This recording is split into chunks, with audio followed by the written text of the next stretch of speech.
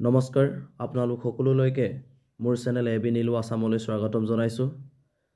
আজি মাত্ৰ 20টা সাধাৰণ জ্ঞানৰ কুৱেশ্যন আনিছোঁ আপোনালোকৰ বাবে। আজিৰ প্ৰথম কুৱেশ্যনটো হ'ল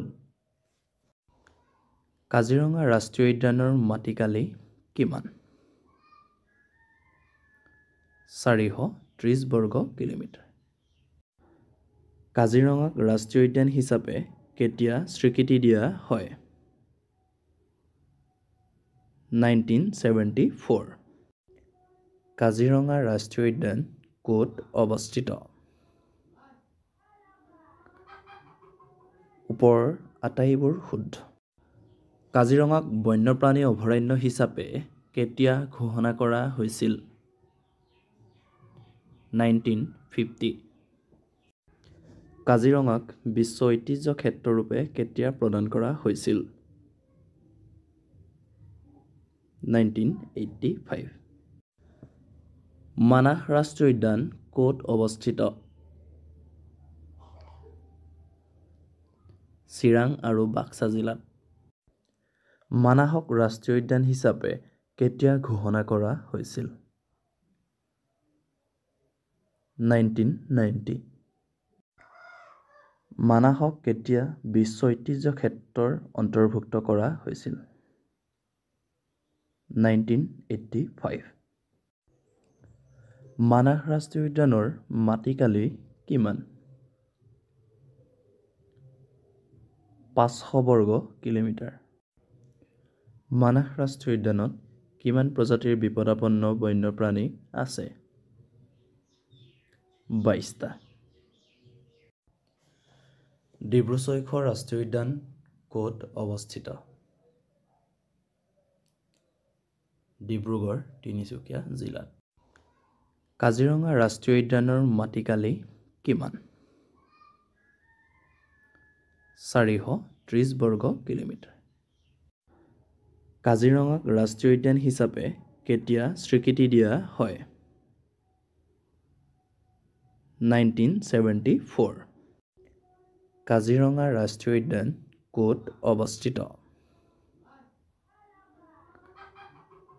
ওপৰৰ আটাইবোৰ শুদ্ধ।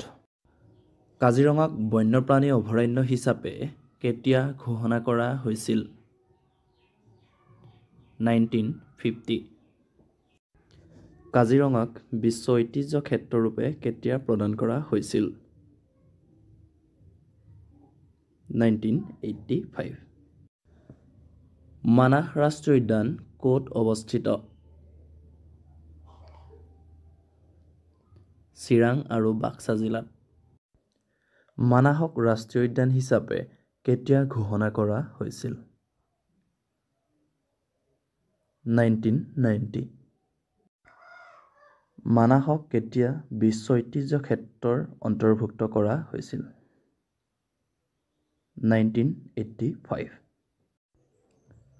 মানাহ ৰাষ্ট্ৰীয় উদ্যানৰ মাটিকালি কিমান? 500 বৰ্গ কিলোমিটাৰ। মানাহ ৰাষ্ট্ৰীয় উদ্যানত কিমান প্ৰজাতিৰ বিপদাপন্ন বন্যপ্ৰাণী আছে? 22টা। ডিব্ৰু-ছৈখোৱা ৰাষ্ট্ৰীয় উদ্যান ক'ত অৱস্থিত? ডিব্ৰুগড়, তিনিচুকীয়া জিলাত।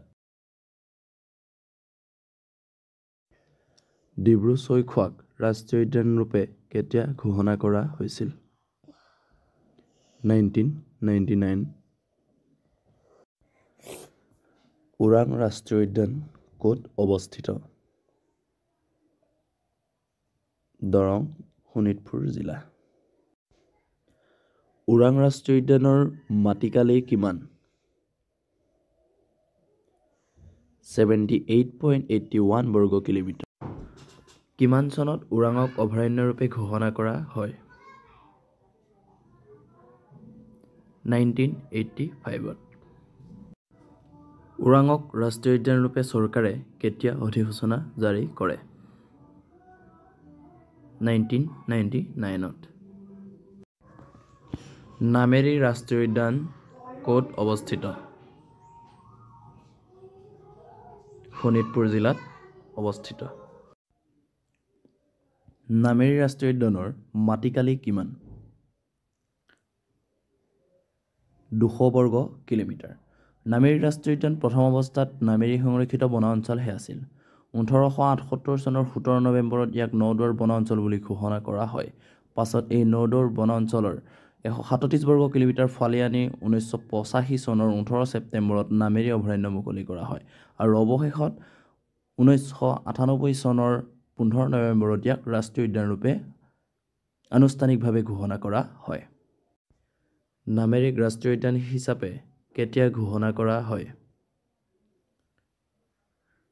1998 চনৰ 15 ছেপ্টেম্বৰত। নামেৰি ৰাষ্ট্ৰীয় উদ্যানৰ ভিতৰত অন্যতম হ'ল দেওহাঁহ। আজিৰ জিকে কুৱেশ্যন ইমানেই আছিল। পুনৰ লগ পাম। ধন্যবাদ।